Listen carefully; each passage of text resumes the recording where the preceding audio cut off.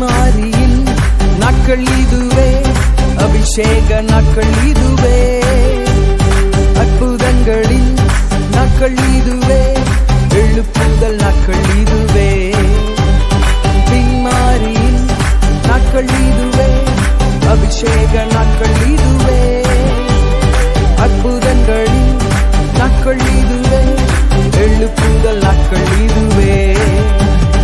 அக்கினி தேவானின் அக்கினி தேசத்தில் எழும்பட்டுமே, அக்கினி தேவானின் அக்கினி பற்றிய எரியட்டுமே, அக்கினி தேவானின் அக்கினி தேசத்தில் எழும்பட்டுமே, அக்கினி தேவானின் அக்கினி பற்றிய எரியட்டுமே.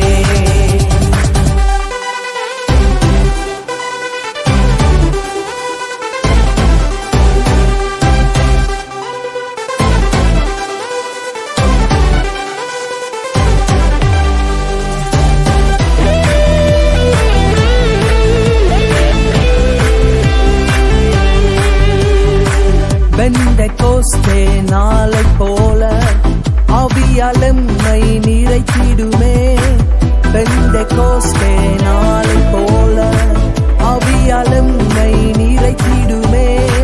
வரங்களாலும் பாஷைகளாலும் உலகத்தை நாங்கள் கலக்கணுமே, வரங்களாலும் பாஷைகளாலும் உலகத்தை நாங்கள் கலக்கணுமே. அக்கினி தேவனின் அக்கினி சபைதானில் எழும்பட்டுமே, அக்கினி தேவனின் அக்கினி பற்றிய எரியட்டுமே, அக்கினி தேவனின் அக்கினி சபைதானில் எழும்பட்டுமே, அக்கினி தேவனின் அக்கினி பற்றிய எரியட்டுமே.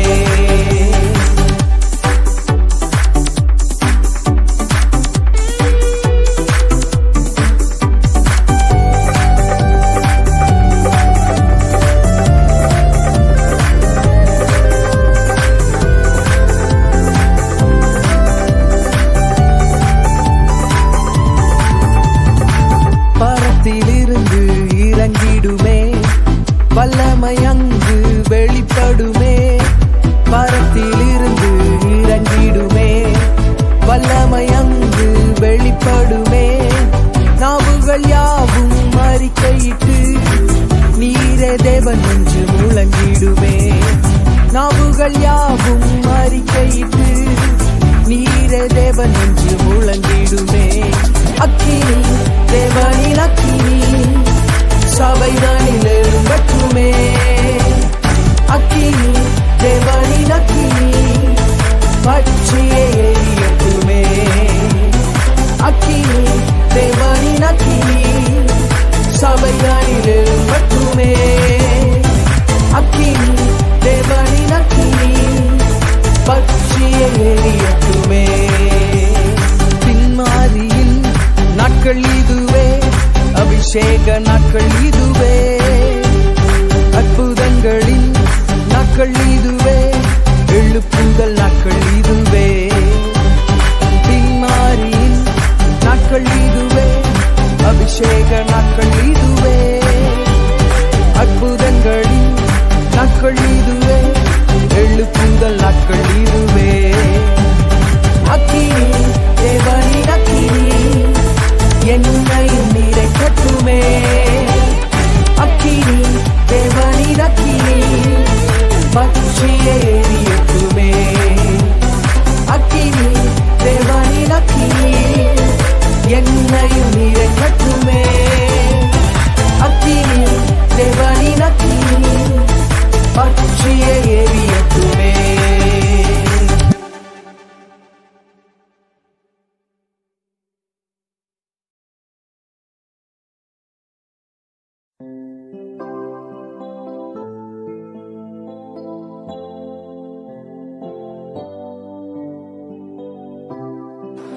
ஆண்டவரும் இரட்சகருமாகிய இயேசு கிறிஸ்துவின் வெளியேறப்பட்ட நாமத்தில் உங்கள் எல்லாரையும் வாழ்த்துகிறேன். தேவன் தாமே உங்களை யாவரையும் ஆசீர்வதிப்பாராக. இந்த நாளில் கூட நாம் வேதத்தில் கிரீடங்களை குறித்து நாம் தியானிக்க போகிறோம். அநேக கிரீடங்களை வேதத்திலே சொல்லப்பட்டிருக்கிறது. ஆனாலும் நமக்கு நேரம் வாய்க்கிறபடி சில கிரீடங்களை உங்களோடு கூட பகிர்ந்து கொள்வது உங்களுக்கும் எனக்கும் நலமாக இருக்கும் என்று நான் ஆண்டவருக்குள் விசுவாசிக்கிறேன். வெளிப்படுத்துகிற விசேஷம் 3ஆம் அதிகாரம் 11வது வசனத்தை வாசிக்கும் பொழுது பிலதெல்பியா சபைக்கு ஆவியானவர் சொல்லும் பொழுது 11வது வசனத்தை வாசிக்கலாம். இதோ சீக்கிரமாய் வருகிறேன், இதோ சீக்கிரமாய் வருகிறேன், ஒருவனும் உன் கிரீடத்தை எடுத்துக் கொள்ளாதபடி உனக்குள்ளதை பற்றி கொண்டு கிரீடத்தை எடுத்துக் கொள்ளாதபடிக்கு உறுதியாக பற்றி கொண்டு. தேவன் நமக்கு கிரீடங்களை வைத்திருக்கிறார். அதை ஒருவரும் எடுத்துக் கொள்ளக்கூடாது. அந்த பிலதெல்பியா சபைக்கு ஆவியானவர் அதைத்தான் சொல்லுகிறார். உனக்குள்ளதை பற்றி கொண்டிரு, இருக பிடித்துக்கொள்.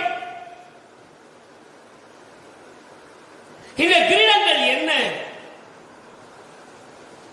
ஒன்று ஜீவ கிரீடம்.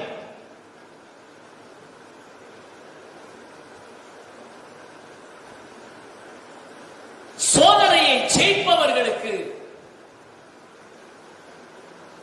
வாழ்விலே சோதனைகள் வரும் பொழுது அந்த சோதனைகளை யாரெல்லாம் ஜெயிக்கிறார்களோ அவர்களுக்குத்தான் இந்த ஜீவ கிரீடம் கொடுக்கப்படுகிறது. யாக்கோபுக்கு எழுதின நிருபம் 1 அதிகாரம் 12வது வசனத்தை நாம் வாசிக்கும் பொழுது சோதனையை சகிக்கிற மனுஷன் பாக்கியவான், அவன் உத்தமன் என்று விளங்கின பின்பு கர்த்தர் தம்மிடத்தில் அன்பு கூறுகிறவர்களுக்கு வாக்குத்தத்தம் பண்ணின ஜீவ கிரீடத்தை பெறுவார். வாக்குத்தத்தம் பண்ணின ஜீவ கிரீடத்தை பெறுவார். சோதனைகளை சகிக்க வேண்டும். சோதனைகளை சகிக்கிற மனுஷன் பாக்கியவான் என்று வேதம் சொல்லுகிறது.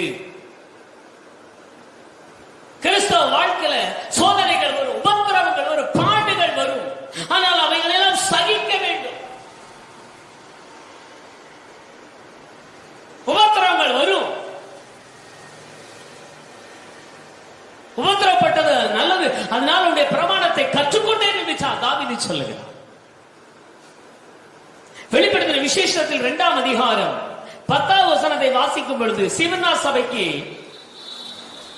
தூதன் எழுதும் பொழுது நீ படப்போகிற பாடுகளை குறித்து எவ்வளவும் பயப்படாதே. இதோ நீங்கள் சோதிக்கப்படும் பொருட்டாக பிசாசானவன் உங்களில் சிலரை காவலில் போடுவார். அதனால் உபத்திரவப்படுவீர்கள். ஆகிலும் நீ மரண பரியந்தம் உண்மையாயிரு. பிசாசான உங்களை சிலரில் காவலில் போடுவான். 10 நாள் வரைக்கும் உபத்திரவப்படுவீர்கள். ஆகிலும் மரண பரியந்த உண்மையாயிரு, அப்பொழுது ஜீவ கிரீடத்தை உனக்கு தருவேன். மரண பரியந்த உண்மையாயிருக்க வேண்டும். ஒரு பவுலை போல சொல்ல வேண்டும், கிறிஸ்து எனக்கு ஜீவன், சாவு எனக்கு ஆதாயம் என்று சொல்ல வேண்டும். உபத்திரவங்களை கண்டு, பாடுகளை கண்டு நாம் பயந்து விடக் கூடாது. அவைகளை ஜெயிப்பதற்கு ஆண்டவர் பலம் தருவதற்கு நல்லவராக இருக்கிறார். மத்தேயு எழுதின சுவிசேஷத்தின் புஸ்தகத்தில் 5ஆம் அதிகாரம் 11-12 வசனங்களை நாம் வாசிக்கும் பொழுது மத்தேயு 5:11-12 என் நிமித்தம் உங்களை நிந்தித்து துன்பப்படுத்தி பலவிதமான தீமையான மொழிகளை உங்கள் பேரில் பொய்யாய் சொல்வார்களானால் பாக்கியவான்களாக இருப்பீர்கள். பாருங்க, என் நிமித்தம், ஆண்டவராகிய இயேசு கிறிஸ்துவின் நிமித்தம் நீங்கள் நிந்திக்கப்படுகிறீர்களோ, நீங்கள் துன்பப்படுத்தப்படுகிறீர்களோ, பலவிதமான தீமையான மொழிகள் உங்கள் பேரில் சொல்லுகிறார்களோ, நீங்கள் பாக்கியவான்கள் என்று சொல்லுங்கள். உங்களுடைய வாழ்க்கையில கிறிஸ்துவின் நிமித்தம் நிந்தை சுமக்கிறீர்களோ, நீங்கள் தான் ஆசீர்வதிக்கப்பட்டவர்கள். அடுத்த வசனத்துல சந்தோஷப்பட்டு களி கூறுங்கள். உங்கள் பலன் மிகுதியா இருக்கும். உங்கள் பலன் மிகுதியா இருக்கும். உங்களுக்கு முன்னிருந்த தீர்க்கதரிசிகளையும் அப்படியே துன்பப்படுத்தினார்களே. உங்களுக்கு முன்னால் இருந்த தீர்க்கதரிசிகளையும் துன்பப்படுத்தினார்களே. உங்கள் பலன் மிகுதியாக இருக்கும். அப்போ இந்த ஜீவ கிரீடத்தை நான் பெற்றுக்கொள்ள வேண்டுமானால் பாடுகளின் வழியாக நான் பரமனை ஆராதிக்க வேண்டும். சோதனைகளை நாம் சகிக்க வேண்டும். ரோமர் கழுதின நிறுவத்தில் 5ஆம் அதிகாரம் 3வது வசனத்தை நாம் வாசிக்கும் பொழுது இப்படியாய் வாசிக்கிறோம். அது மாத்திரமல்ல உபத்திரவம் பொறுமையையும் பொறுமை பரீட்சையையும் பரீட்சை நம்பிக்கை உண்டாக்கும் என்று நாங்கள் அறிந்து உபத்திரவங்களையும் மேன்மை பாராட்டுகிறோம்.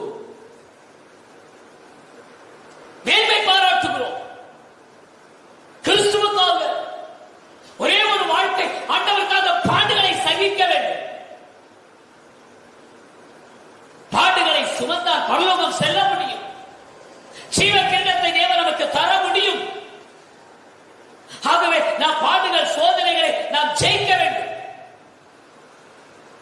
1 பேதுரு நிருபம் 1 அதிகாரம் 6-7 வசனங்களை நாம் வாசிக்கும் பொழுது 6-7 வசனங்களை வாசிக்கும் பொழுது இதிலே நீங்கள் மிகவும் சந்தோஷப்படுகிறீர்கள் என்றாலும் துன்பப்பட வேண்டியது அவசியமானதா?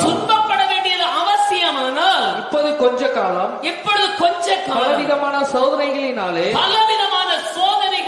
துக்கப்படுகிறீர்கள். அழிந்து போகிற பொன் அக்கினியினாலே சோதிக்கப்படும். அதை பார்க்கிறோம் அதிக விலையேறப்பட்ட உங்கள் விசுவாசம் சோதிக்கப்பட்டு இயேசு கிறிஸ்து வெளிப்படும் பொழுது உங்களுக்கு புகழ்ச்சியும் கனமும் மகிமையும் உண்டாக காணப்படும். பொன் வெள்ளியை பார்க்கணும். அதிக விலையேறப்பட்டு இருக்கிற நம்முடைய விசுவாசம் சோதிக்கப்படும். யோபினுடைய வாழ்க்கையில சோதனைகளை வந்தது. சோதனைகளை சகித்தான். ஸ்தேவானுடைய வாழ்க்கையில சோதனைகள் வந்தது. சோதனைகளை சகித்தான். தேவன் அவர்களுக்கெல்லாம் ஜீவ கிரீடத்தை கொடுத்தார். நமக்கு ஜீவ கிரீடத்தை தேவன் கொடுப்பதற்கு நல்லவராக இருக்கிறார். நம்முடைய விசுவாசமாகிய வாழ்க்கையில சோதனைகள் வரும் பொழுது பொன் வெள்ளியை பார்க்கலும் அதிக வெளியேறப்பட்டதா இருக்கிற நம்முடைய விசுவாசம் ஆபிரகாமை சோதித்தான். தோற்று போகவில்லை. சோதனையில் ஜெயித்தான். கர்த்தருக்கு பயப்படுகிறவன் என்று நான் அறிந்து கொண்டேன் என்று சொல்றான். பிள்ளைய நான் மேல் கையை போடாதே என்று சொல்றான். அப்போ தேவனை ஆராதிக்கிற என்னுடைய பிள்ளைகளுடைய வாழ்க்கையில ஜீவ கிரீடத்தை நான் பெற்றுக்கொள்ள வேண்டுமானால் நாம் ஸ்தோத்திரம் சோதனைகளை சகிக்கிறவர்களாக இருக்க வேண்டும். 2வது மகிமையின் கிரீடம்.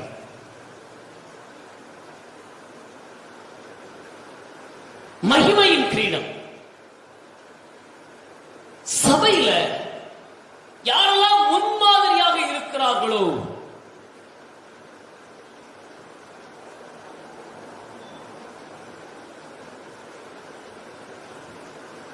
எல்லா விதத்திலும் ஜெபம் பண்ணுவதில், வேத வாசிப்பதில், விசுவாசத்தில், உபசரிப்பதில், அன்பு பாராட்டுவதில் முன்மாதிரியாக இருக்க வேண்டும். அப்படி முன்மாதிரியா யாரெல்லாம் ஜீவிக்கிறார்களோ அவர்களுக்குத்தான் இந்த மகிமையின் கிரீடம்.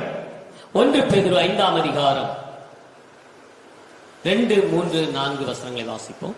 1 பேதுரு 5ல உங்களிடத்தில் உள்ள தேவனுடைய மந்தையை நீங்கள் மேய்த்து, உங்களிடத்தில் உள்ள தேவனுடைய மந்தையை மேய்த்து கட்டாயமாக அல்ல மனப்பூர்வமாயும் அவலட்சணமான ஆதாயத்திற்காக அல்ல உற்சாகமானதோடும் சுதந்திரத்தை இருமாப்பாய் ஆளுகிறவர்களாகவும் அல்ல மந்தைக்கு மந்தைகளுக்கு மாதிரிகளாகவும் கண்காணிப்பு செய்யுங்கள். அப்படி செய்தால் பிரதான மேய்ப்பர் வெளிப்படும் பொழுது மகிமையுள்ள வாடாத கிரீடத்தை பெறுவீர்கள். மகிமையின் வாடாத கிரீடம் யாருக்கு தருகிறார்? சுதந்திரத்தை இருமாப்பாய் ஆளுகிறவர்களாக அல்ல, மந்தைக்கு மாதிரிகளாக. ஒரு சபைக்கு முன்மாதிரியாக இருக்க வேண்டும், ஒரு குடும்பத்திற்கு முன்மாதிரியாக இருக்க வேண்டும். பண ஆசை இல்லாதவர்களாய், பதவி ஆசை இல்லாதவர்களாய், மற்றவர்களை உபசரிக்கிறவர்களாய், மற்றவர்களிடத்தில் அன்பு செலுத்துகிறவர்களாக நாம் காணப்பட வேண்டும். அப்படிப்பட்ட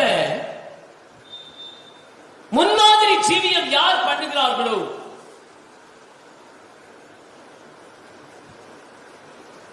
முன்மாதிரியாக யார் வாழுகிறார்களோ அவர்களுக்குத்தான் இந்த மகிமையின் கிரீடம். நம்முடைய வாழ்க்கை எப்படி இருக்கிறது?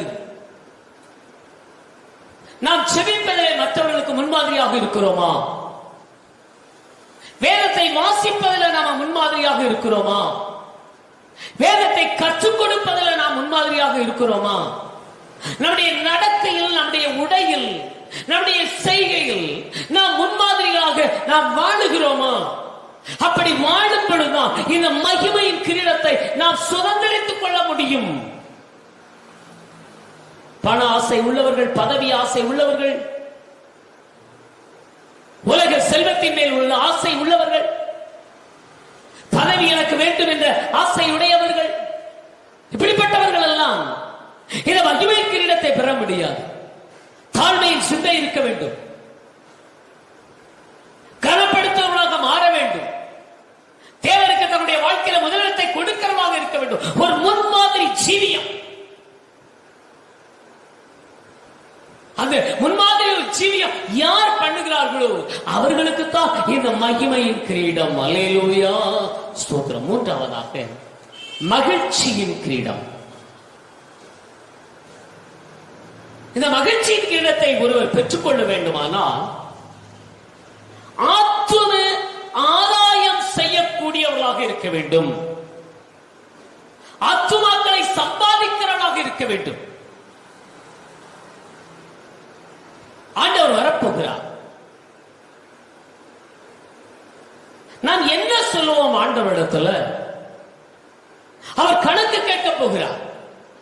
எத்தனை பேருக்கு நாம் இயேசுவை அறிவித்திருக்கிறோம்? எத்தனை பேரை கிறிஸ்துவின் அண்டையில் நாம் கொண்டு வந்திருக்கிறோம்?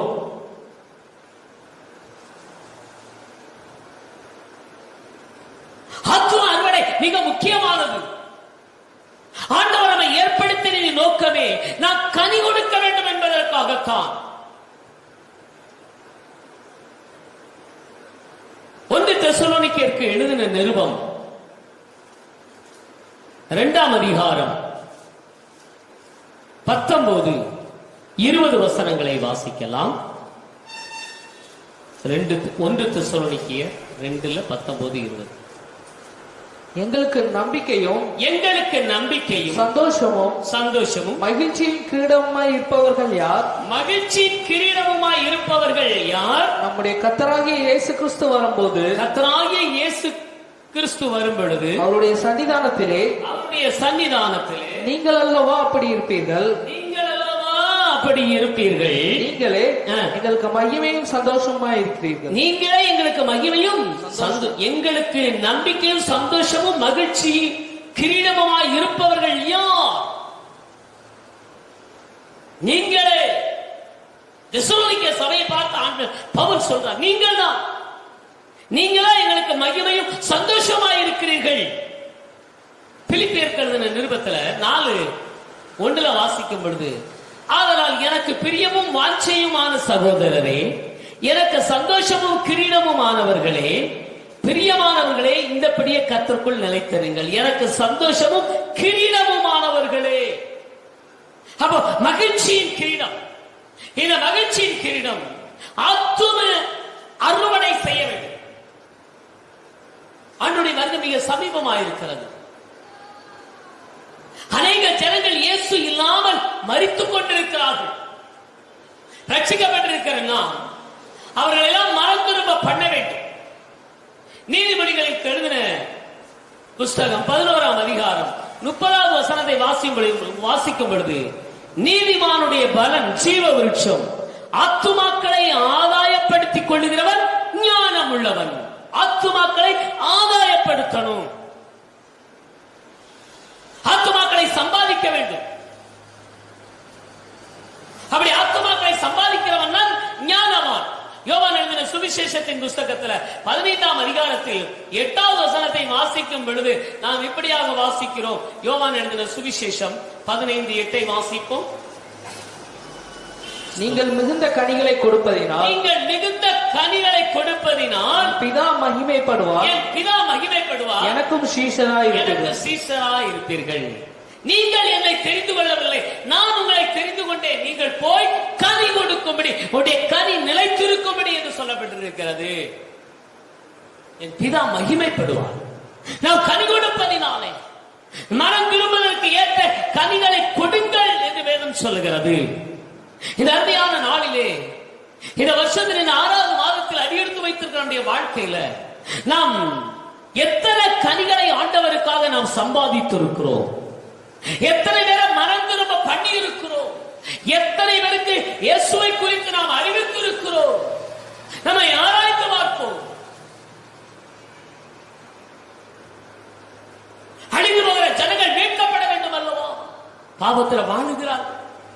வாலிபர்களை பாருங்கள், குடித்து வெறித்து திரிகிற ஜனங்களை பாருங்கள். அவர்களுக்காக இயேசுவை நாம் அறிவிக்க வேண்டும்.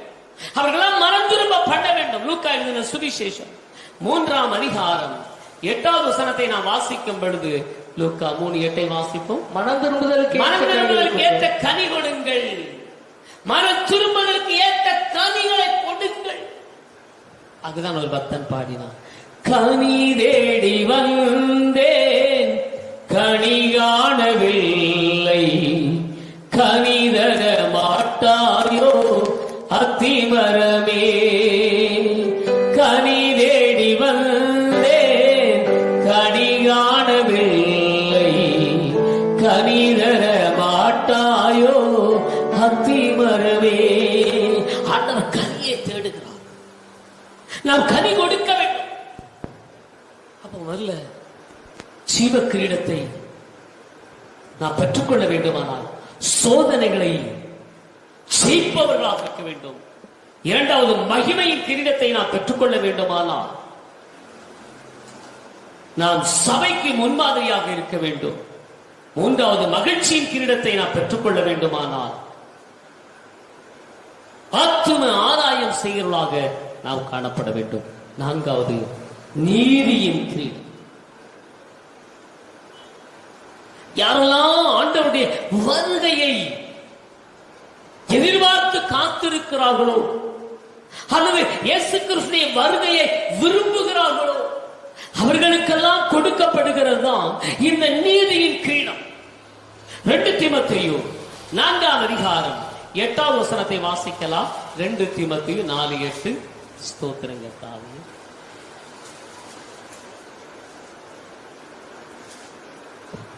இது முதல் நீதியின் கிரீடம் எனக்காக வைக்கப்பட்டிருக்கிறது. நீதியின் கிரீடம் எனக்காக வைக்கப்பட்டிருக்கிறது. நீதியுள்ள நியாயாதிபதியாகிய கர்த்தர், நீதியுள்ள நியாயாதிபதியாகிய கர்த்தர் நாளிலே அதை எனக்கு தந்தருளுவார். அந்நாளிலே எனக்கு அதை தந்தருளுவார். எனக்கு மாத்திரமல்ல, அவர் பிரசன்னமாகுதலை விரும்பும் யாவருக்கும் அதை தந்தருளுவார். யாரெல்லாம் ஆண்டவருடைய வருகையை எதிர்பார்க்கிறார்களோ, எதிர்பார்க்கிற அத்தனை பேருக்கும் ஆண்டவருடைய வருகை மிக சமீபமாக இருக்கிறது. உலகத்தின் சம்பவங்களை எல்லாம் நாம் ஆராய்ந்து பார்க்கும் பொழுது, கவனித்து உற்று கவனிக்கும் பொழுது, அப்பாவினுடைய வருகை மிக சமீபமாக இருக்கிறது. இந்த வருகையில நாம் எடுத்துக் கொள்ளப்பட வேண்டும். இந்த வருகையை விரும்புகிற அத்தனை பேருக்கும் இந்த நீதியின் கிரீடத்தை தேவன் தருவதற்கு நல்லவராக இருக்கிறார். 2 தெசலோனிக்கேயர் 2:19 வாசிக்கலாம். 1 தெசலோனிக்கேயர் 2:19. 1 தெசலோனிக்கேயர் 2:19. எங்களுக்கு நம்பிக்கையும் சந்தோஷமும் மகிழ்ச்சியின் கிரீடமா இருப்பவர்கள் யார்? பாத்தீங்களா? மகிழ்ச்சியின் கிரீடம் எதிர்பார்க்க வேண்டும்.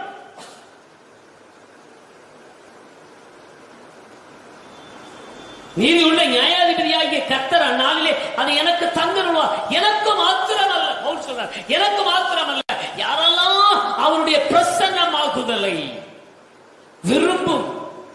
விரும்புகிறார்களோ, யாரெல்லாம் ஆண்டவருடைய வருகையை எதிர்பார்த்து காத்திருக்கிறார்களோ, அந்த மணவாளனாகிய இயேசுவை சந்திப்பதற்கு மணவாட்டி யாரெல்லாம் ஆயத்தமாய் இருக்கிறார்களோ அவர்களுக்கெல்லாம் இந்த நீதியின் கிரீடத்தை தருகிறாராம். பிலிப்பியருக்கு எழுதின நிருபம் 3ஆம் அதிகாரம் 20-21 வசனத்தை வாசிப்போம். 3:20-21. ஸ்தோத்திரம். நம்முடைய குடியிருப்போ பரலோகத்தில் இருக்கிறது,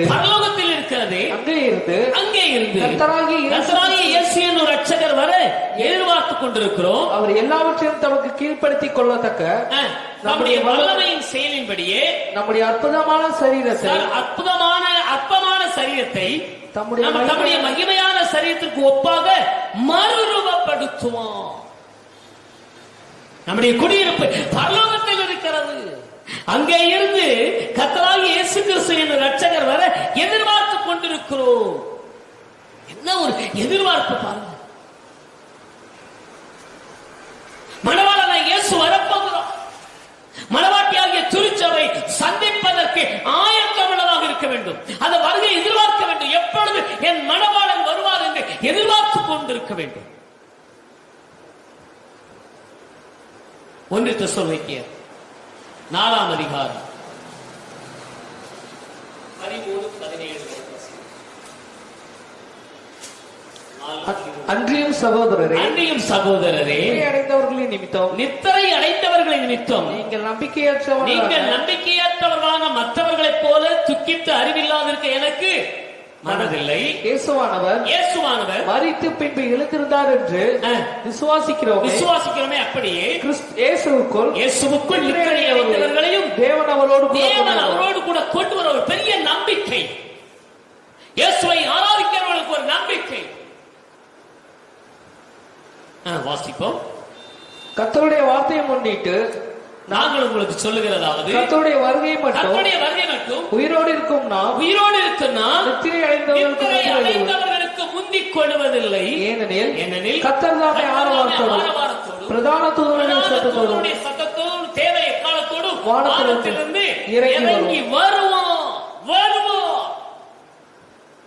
என்ன ஒரு உறுதியாக அப்போஸ்தலனாகிய பவுல் இந்த தெசலோனிக்கே சபைக்கு எழுதுகிறார். இறங்கி வருவோம்.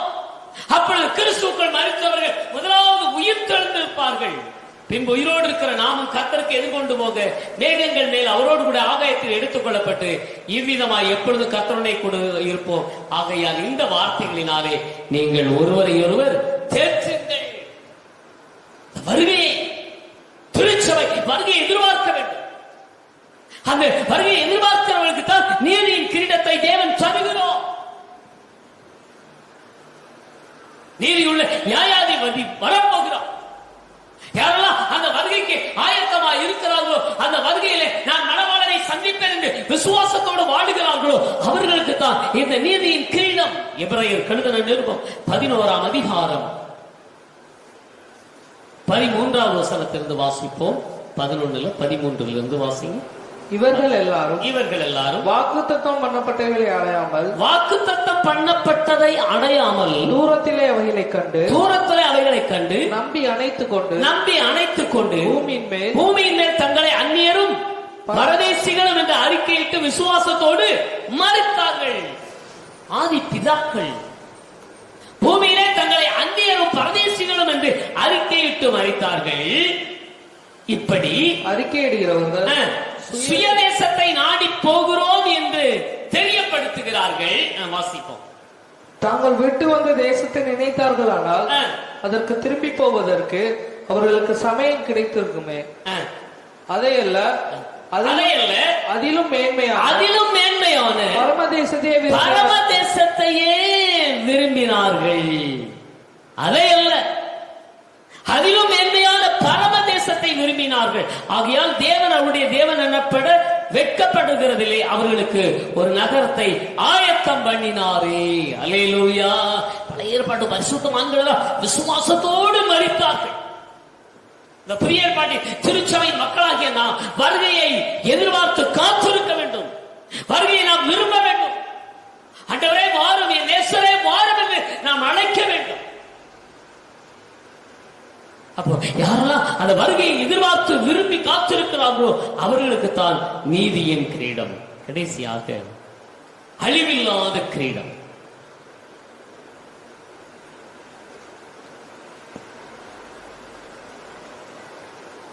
வெற்றி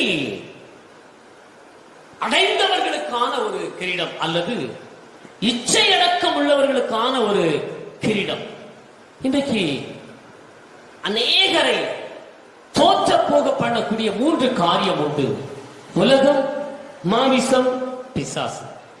இந்த 3ம் ஒரு தேவனுடைய பிள்ளையினுடைய வாழ்க்கையில வெற்றியை கொடுக்க முடியாதபடிக்கு தடை செய்கிறது. ஆகவே இந்த 3 காரியத்தையும் யார் ஜெயிக்கிறார்களோ, உலகத்தையும் மாமிசத்தையும் பிசாசையும் ஜெயிக்கணும். இப்படி ஜெயிக்கிறவர்களுக்கு தான் இந்த அழிவில்லாத கிரீடம். அப்போஸ்தலனாகிய பவுல் 1 கொரிந்தியருக்கு எழுதின நிருபம் 9ஆம் அதிகாரம் 25வது வசனத்திலிருந்து வாசிப்போம். 1 கொரிந்தியர் 9:25. பந்தயத்துக்கு போராடுகிற யாவரும் எல்லாவற்றிலும் இச்சையடக்கமாய் இருப்பார்கள். அவர்கள் அழிவுள்ள கிரீடத்தை பெறும்படி அப்படி செய்கிறார்கள். பாருங்க, பந்தயத்திற்கு போராடுகிற யாவரும் எல்லாவற்றிலும் இச்சையடக்கம் உள்ளவர்களாயிருப்பார்கள். ஒரு ஓட்டப்பந்தய வீரர் இருக்கிறாங்க, அவரு சாப்பாடு கூட அளவாத்தான் இருக்கும். அதற்கு மேல் அவர் சாப்பிட்டா அவரால் ஓட முடியாது, ஏதாயும் தொந்தரவு பண்ணிவிடும். அவர் இச்சையடக்கம் உள்ளவராய் இருப்பார்கள். அவர்கள் அழிவுள்ள கிரீடத்தை பெறும்படி அப்படி செய்கிறார்கள். ஆனால் நாமோ அழிவில்லாத கிரீடம், அல்லேலூயா, அழிவில்லாத கிரீடத்தை நாம் பெறப்போகிறோம். அந்த அழிவில்லாத கிரீடத்தை பெறப்போகிற நாம் அப்படி செய்கிறோம். அதனால் நான் நிச்சயம் இல்லாதவனாக ஓடேன், ஆகாயத்தை அடிக்கிறவனாக சிலம்பம் பண்ணேன், மற்றவர்களுக்கு பிரசன்னம் பண்ணுகிற நான் தானே ஆகாதவனாய் போகாதபடிக்கு என் சரீரத்தை ஒடுக்கி கீழ்ப்படுத்துகிறேன். அப்ப இச்சையடக்கம் உள்ளவனாக இருக்க வேண்டும்.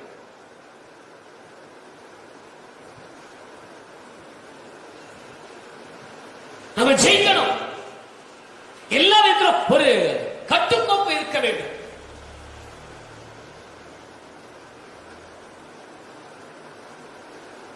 நான் வெற்றி அடைய வேண்டும். இதில் என் ஜெபம் வாழ்க்கல, நான் வேதம் வாசிக்கல, கர்த்தருக்கு அடுத்த காரியங்கள் இல்லை. நான் வெற்றி அடைய வேண்டும். தோற்று போவதற்காக தேவன் என்னை அழைக்கவில்லை, என்னை வெற்றியாளராக தேவன் அழைத்து இருக்கிறார் என்று நாம் எல்லாவற்றிலும் இச்சையடக்கம் உள்ளவர்களாக இருக்க வேண்டும். நாம் இப்படி வாழ்வோமானா இந்த நாளிலே நாம் சோதனைகளை ஜெயிக்கும் பொழுது ஜீவ கிரீடத்தையும், சபைக்கு முன்மாதிரியாக நாம் இருக்கும் பொழுது மகிமையின் கிரீடத்தையும்,